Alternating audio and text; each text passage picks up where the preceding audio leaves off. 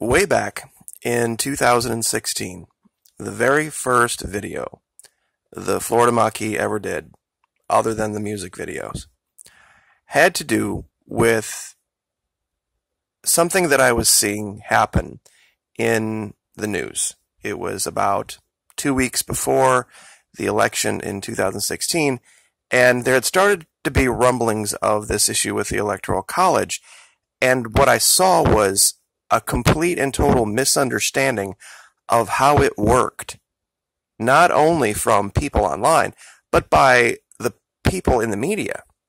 The things that they were reporting were just completely false, and you could just go right to the Constitution and show that.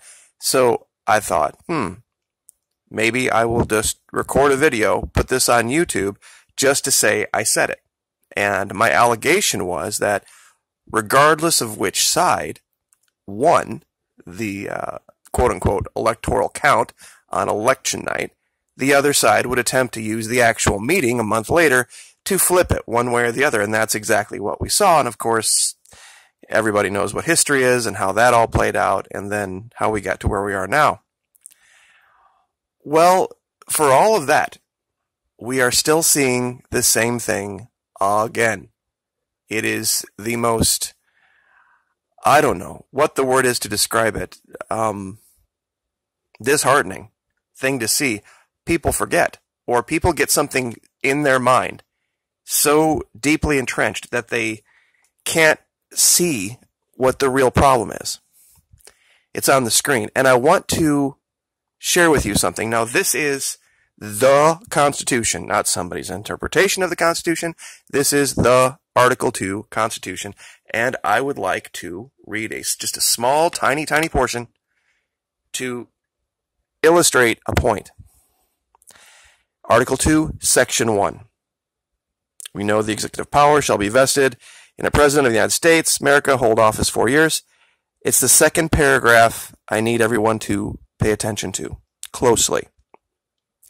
Each state shall appoint in such manner as the legislature thereof may direct a number of electors equal to the whole numbers of senators and representatives to which the state is entitled. We know this. The electors themselves are chosen in a manner that the legislature prescribes. Now, when the legislature becomes infiltrated and populated by parties that are in nowhere in the Constitution are mentioned or allowed for, there becomes a problem, because when the legislature is now in charge of choosing those electors, who do you think they're going to choose? They're going to choose other people that are members of their party, because they're the ones charged with choosing the electors. Most Americans don't realize that the state, your state, any state, doesn't even have to conduct an election to ascertain what your opinion is about who the president should be. They don't have to do it. They can look out the window and say the next 10 guys walking by the window who are wearing blue shirts, they're going to be our electors today. That's what the Constitution provides for. The Congress chooses it. It doesn't say they shall conduct an election and whoever wins the most votes, then no. It says specifically that the legislature thereof may direct it in any way they see fit. Your participation comes when you elect your governor, when you elect the people to your state houses. This is the beginning and ending of states' rights right here in the Constitution. This was the level to which people were to concern themselves. It says it right here. There's no provision anywhere, I defy anyone to find it, in the Constitution that regards a national election or any type of consideration for president that goes down to the citizen level. It doesn't exist and never has existed. So these faithless elector laws that say that electors that go to the meeting are prescribed by law to somehow align with whatever the popular vote in their state was, is ridiculous. The Constitution provides for no such thing at all. It just doesn't. And I swear I would have never, if I never saw a map like this again, it would have been too soon. But this was the beginning of the Florida Maquis. This was before Venezuela. This was before the Fitzgerald. This was before Antarctica. This was a long time ago. In fact, I made that video, and I didn't even go back to YouTube for like a week. I just wasn't part of the YouTube community. And I came back, and it was, well, I think it was like maybe 3 or 4 days later, and I'm like, wow, that's got 1,000 views. Most of my music videos got like 3, 4. I only had 2 subscribers at that time. And I didn't even know who they were, to be truthful. There are days I wish I was just a guitar player again, but that's neither here nor there.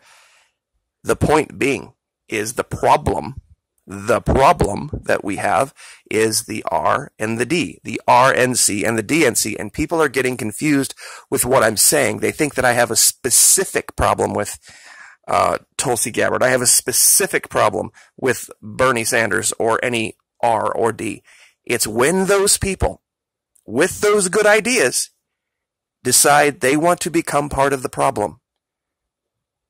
When they decide that you can't win, you can't become president of the United States unless you're part of this criminal organization, so I'm just going to join one wing of it. They have subsumed all ideas under their umbrella organization, the RNC and the DNC, and you're not allowed to have an idea. If you want to really talk about gatekeepers, these are it. And the reason I'm saying this today is, earlier today I made a video talking about this woman, Marianne Williamson, that Kim Iverson had talked about. And at that time, when I made the video, I looked first, and there was, at least I couldn't find it, no indication that she had affiliated with a party. Well, now apparently she has decided to become part of the DNC, RNC criminal organization. It doesn't matter what her ideas are now. It doesn't matter what the current administrator's ideas are. All of you who thought he was some savior, some new cowboy that came in, look at now. Look at 2 years later, 3 years later. What's happened? Of course, exactly what happens to everyone. Remember when Obama got elected and he was supposed to be the big anti-war guy, killed more people with drones than anyone else. It happens every single time because you have to be beholden to the organization. It's not the people. I don't care what Andrew Yang says. I don't care what Gabbard or any of these people say now. I don't have anything against them personally. It's just that to get through the gatekeeper mechanism, they have to become part of the criminal organization. That is the problem.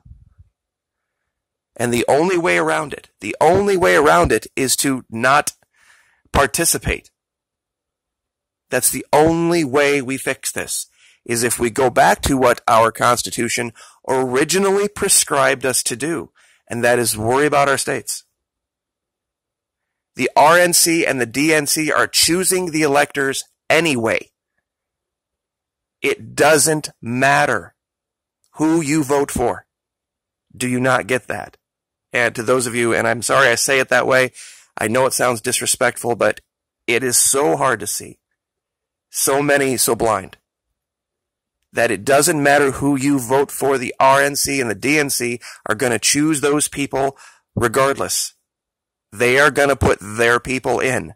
They work together. They collude. They pretend that they're two organizations when they're one. That's why we have Fox and CNN. That's why we see them agreeing so much. That's why you see liberals working at Fox. You see conservatives working at CNN.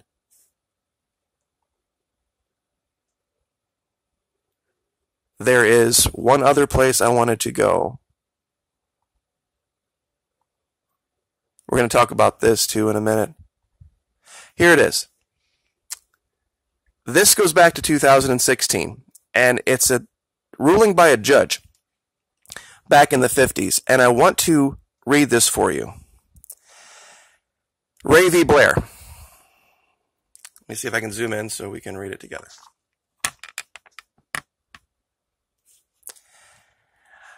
Stanley Reed and the aforementioned Jackson dealt squarely with the Electoral College in Ray v. Blair, a 1952 decision. Now remember, at this time, electors were not assigned to parties in 52. About the requirement that Alabama state Democratic Party electors take pledges to vote for candidates in the Electoral College. Does this sound familiar? These faithless elector pledges? This is 52. In a per curiam majority opinion not signed by other justices, Reed wrote that the 12th Amendment does not bar a political party from requiring the pledge to support the nominees of the National Convention, where a state authorizes the party to choose its nominees for elector in a party primary and to fix the qualifications for the candidates. We see no federal constitutional objection to the requirement of this pledge at the party level, yes. But he and the majority didn't rule on whether the pledged electors could be forced to vote for a party candidate during the actual Electoral College proceeding, meaning that those electors could be sanctioned afterwards if they didn't do what their party wanted them to do. But there was nothing the party could do legally to change anything that happened at that meeting because they are free agents. And let me see if I can find that part real quick. Here we go. Justice Jackson, joined by Justice William O. Douglas, made a full-on assault on the Electoral College in general and had no problems with an elector voting his or her conscience. No one faithful to our history can deny that the plan originally contemplated what is implicit in its text is that electors would be free agents to exercise an independent and nonpartisan judgment as to the men best qualified for the nation's highest offices.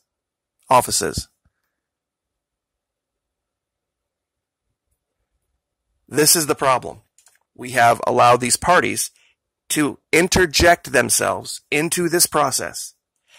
And by doing so, they have compromised it. Pardon me.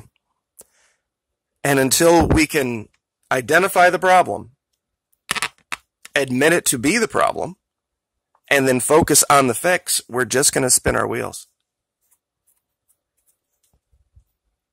I don't mean to kick a dead horse, so to speak, on this, but I would like everyone to remember what was going on in our country in 2014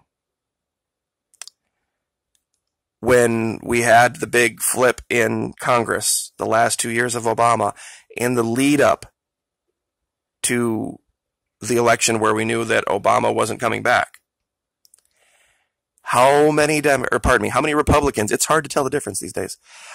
How many did we see all of a sudden start coming out and speaking big words and saying, I'm going to do this, I'm going to do that. And then by the time 2015 rolled around, we had, 14 at one time, Republicans from business, from all different places on that stage, on that Democrat stage. And look at what we're seeing now. We're starting to see the Democrats do the same stupid thing. There's, what is that now? 8 of them? 9 of them? I can't even keep track.